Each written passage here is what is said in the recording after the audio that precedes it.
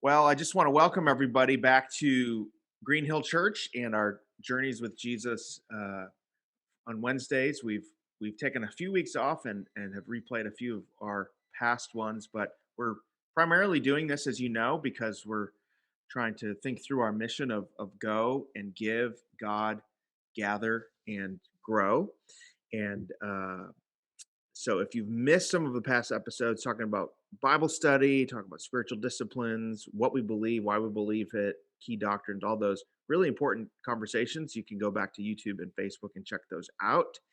If you want to connect with us, you go to greenhillchurch.com and fill out a connect card. We'd love to help you out. Well, today I'm excited because I have as a special guest here my good friend Bryant Wright, who is recently retired pastor of Johnson Ferry Baptist Church, a really great church in the Atlanta area that he planted and has really grown.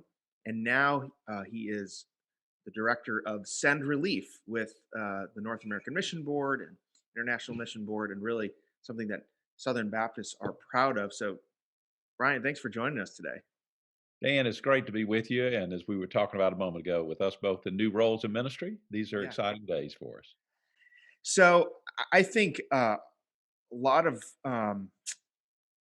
folks in our church, many of them are aware of Southern Baptist disaster relief, but not everybody is aware just the scope of what Southern Baptists are doing, what we get to be a part of as our church through the cooperative program, through our state convention. So maybe just describe the scope of Send Relief in terms of all that you're doing around the country and really mobilizing Southern Baptists. Well, if I could give a little background about how this came about, the name Sin Relief has been something that the North American Mission Board has used for several years in working with the disaster relief state convention teams to assist them in storm relief. But when I was in my last few months at Johnson Ferry, Paul Chitwood called, and the man who had been really the founder of Baptist Global Response, which was the International Mission Board's work of relief and compassion ministries, was retiring. And Paul wanted to go in a little new direction to have somebody that was able to preach in the churches and really promote that from the international end. And I asked him, I said, Paul, have y'all ever thought about combining with NAM? Because for pastors, it's kind of confusing when you got not many know about BGR, and then you've got Sin Relief with NAM, and people just trying to make sense of how all this fits together. So he said, "Well, we've talked about it, but we haven't done anything about it. But I'll pray about it." And so he did, and then he reached out to Kevin, the president of North American Mission Board.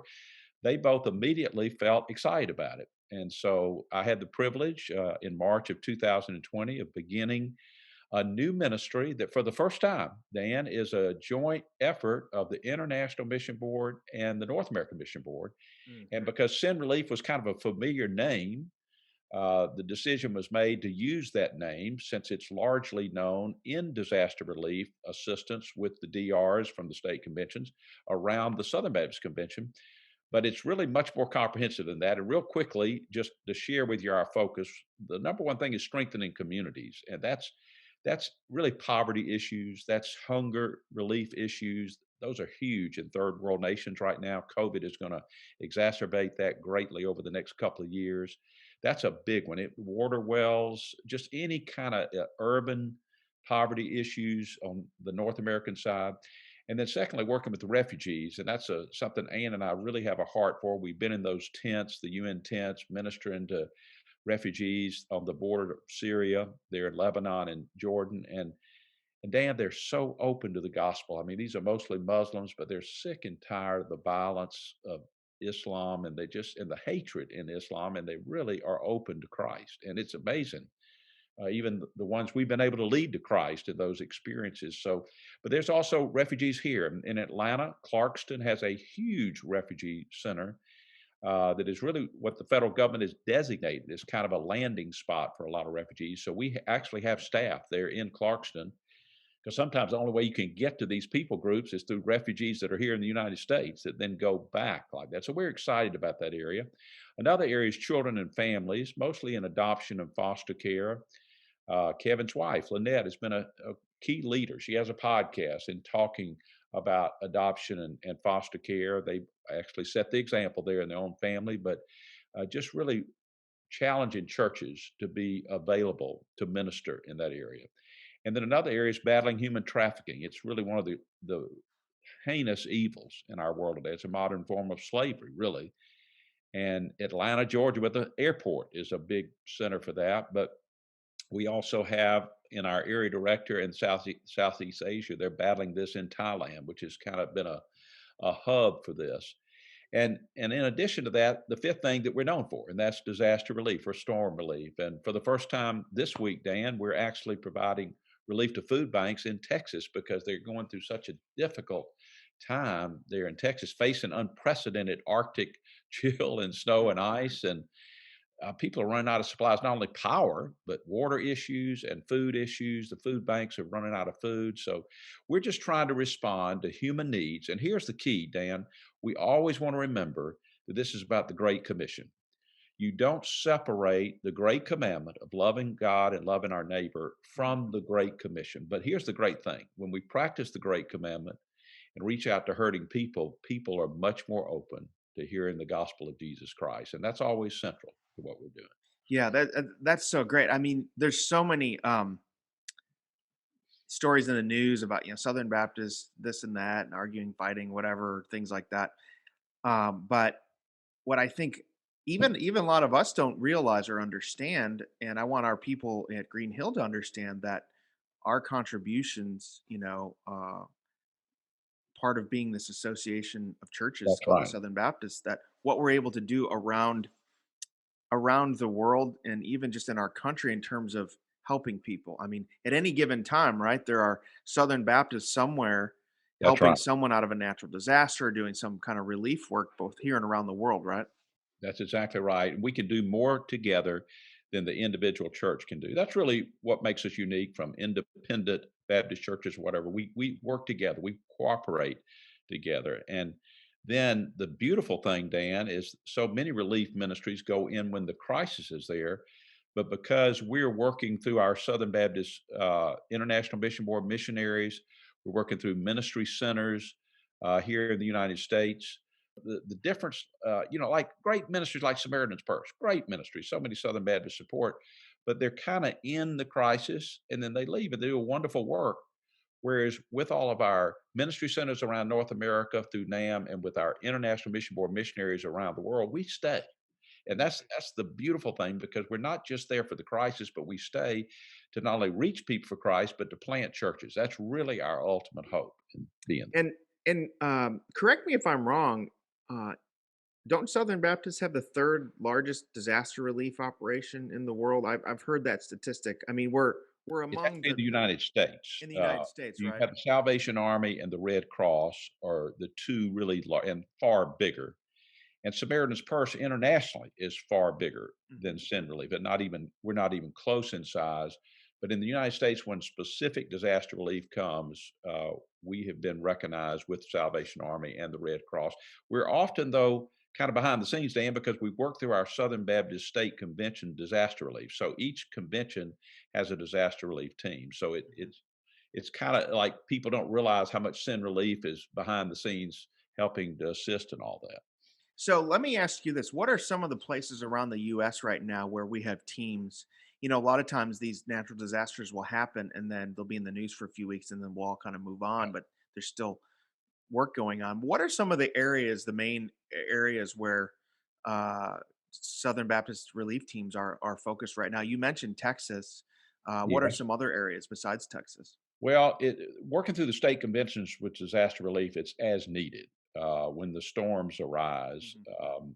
And we really are there to assist the state conventions. But what's unique about Sin Relief is we're developing ministry centers around North America now. We have about a dozen. And for instance, in New Orleans, um, you've got tremendous work that's been going on for a long time in battling human trafficking as well as battling poverty in the New Orleans area. And we are assisting that ministry center as local churches are coming in to help.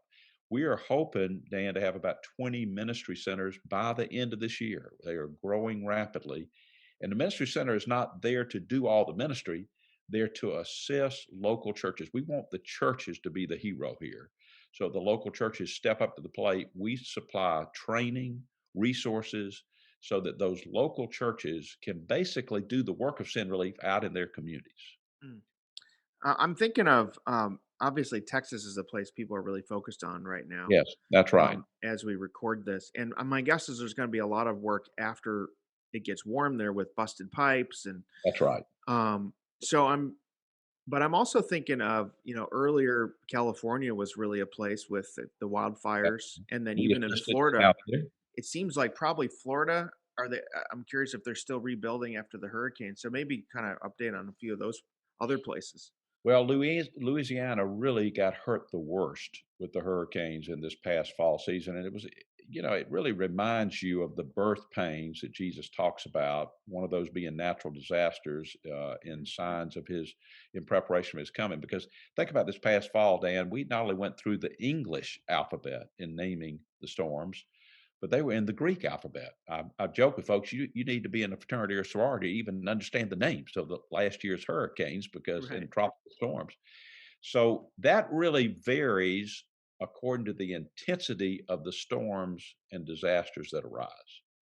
Some years it's not as great, just like birth pains. It backs off and then it intensifies, backs off and then intensifies. But the fall, the Louisiana was probably where the most work was taking place, and disaster relief teams from state conventions came really from all over into Lake Charles area, different places like that where it was like planes had flown over Lake Charles and dropped bombs all over that community. It was incredible what was happening there. And so Yeah. these disaster relief teams from state conventions joined together to assist, usually with some church headquarters, in responding to those needs. Mm. Yeah. So let me ask you this: we've had people from Green Hill Church get training Yes. through the Tennessee Baptist Mission Board to go to places like to go to the different places where there was need. We sent a team down to Florida a couple of years ago to Mexico City, Yeah. Mexico Yeah. City Beach there, Yeah. I know what you're talking about. Yeah. That and was a terrible storm. we've done that, and I think it's really so. Just explain how that process works. How just people who I'm anticipating there will be need here for different places, and how can people get signed up to go help if they have some time or if they want to really give some of their skills. Let's say they're tradesmen or carpenters or just lay people. What would that look like? Well, there are two ways that you can begin. You can go to sinrelief.org and inquire about disaster relief, and they'll be glad to give you information. But secondly, you can go to the Tennessee Baptist Convention and pull up information about disaster relief. There is training in both ways. In other words, Mhm. you can start either place, and training will be provided. One thing that Send Relief does, in addition to the state disaster relief work and by the state conventions, is there's certain times where the storms are so great, like in Lake Charles, that we are coordinating with churches where really not much training is taking place because Mhm.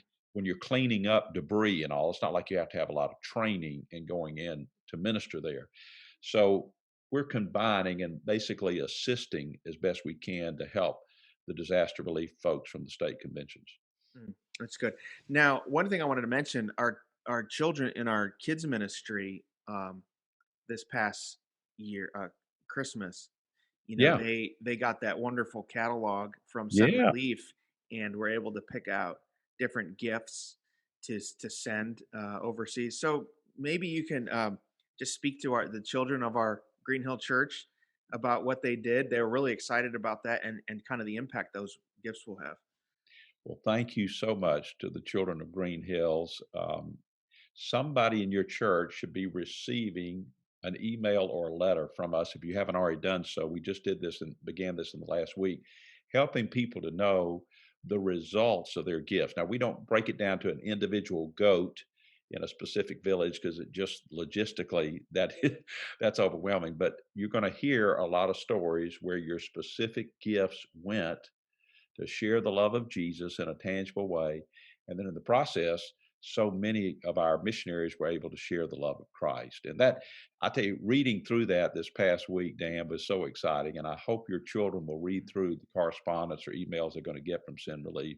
Should have gotten it. If they hadn't, it will be within the next week, concerning the specialness of their gifts. I did this with my grandchildren. We sat down at the kitchen table and they picked out Yeah. what their gift was going to be. And it was really a fun thing to do. And I hope the families of Green Hills will do that in an even greater way in the next Christmas season. Yeah, we did that as well at our house, and our kids were really excited about it. And it's really cool to see kids really care about people around the world and have a Absolutely. heart for evangelism, but also for compassion for helping kids. And maybe talk a little bit about why that's so important for families to start building that idea.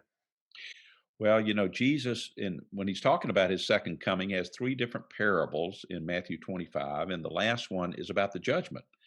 And he's very clear that all mankind will be divided into two groups, the sheep and the goats. The sheep will be his followers, the goats are not. But it's very evident in that parable that the sheep are people who have reached out to the least of these and shown love, whether it's the hungry, it's the sick, it's those in prison, it's those that are homeless. And when we reach out to the least of these, it's important for the children of Green Hills to know this is how you love Jesus. Because he says when we reach out to the least of these, we're showing love for Jesus. And I think once children come to realize that, then they come to realize the significance of mercy and compassion type ministries in showing the love of Jesus to people who don't know him and hopes that they can come to know him personally. Well, thank you so much, Bryant Wright, who's director of Send Relief and former pastor at Johnson Ferry Baptist Church, and just love the work that you are doing. And I just want to encourage our folks at Green Hill Church that by being a member of our church and a portion of our tithes and offerings are pooled together with other churches to go to our state convention, but also to the national uh, different organizations. And we're part of this. That even though we're a medium sized church, we're part of this great work going on around the world to spread the gospel around the world, but also help people in very tangible ways through all kinds of relief and development operations. So, really want y'all to be encouraged every time you give to Green Hill. A portion of it is going to that. If you have any questions about Green Hill Church, if you would like to know more about how to take your next step with Jesus, we encourage you to go to greenhillchurch.com/connect and fill out that connect card, and we'd love to talk to you. Bryant Wright, thank you for joining me today, and maybe you can Thank end you. just with a word to Green Hill Church here in Nashville, Tennessee. Well, thank you so much for the opportunity. And for any of your viewers, listeners, they can go to sendrelief.org and they can find out more information about various ministries that are taking part around the world. And hope that in the future, as COVID lifts, Dan, that some of your people will actually take part in some of our mission trips, whether it's domestically or internationally. And there will be training offered on international mission trips. So keep your eyes open for that. Obviously, we're not able to do international right now because of COVID, but we'd love to see the people of Green Hills take part in that way, in a very personal way. Those are great opportunities. Well, thank you, Bryant Wright. We appreciate everything that you're doing. Great to visit with you. Thank you.